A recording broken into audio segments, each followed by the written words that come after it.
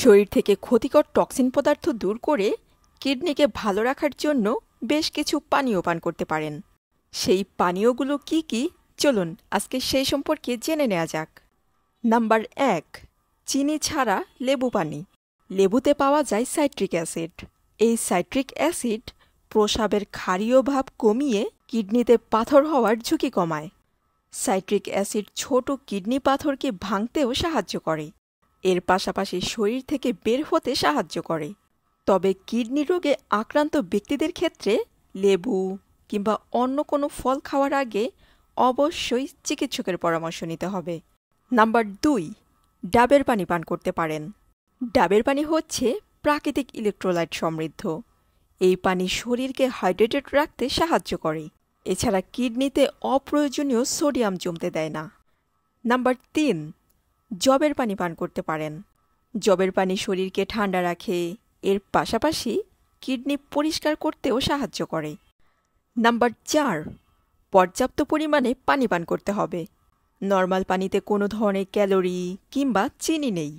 পর্যাপ্ত পরিমাণে পানি পান করলে কিডনিতে পাথর কিংবা মূত্রনালীর সংক্রমণ প্রতিরোধ করা যায়। নাম্বার 5, শসার পানিও পান করতে পারেন। শসায় পর্যাপ্ত পরিমাণে পানি এবং ফাইবার পাওয়া যায়। শসা নিয়মিত খাদ্যতালিকায় রাখলে কিডনির সঠিক কার্যক্ষমতা বজায় থাকে। শসায় প্রায় 95% পানি থাকে, তাই শরীরকে হাইড্রেটেড রাখতে বেশ কার্যকরী।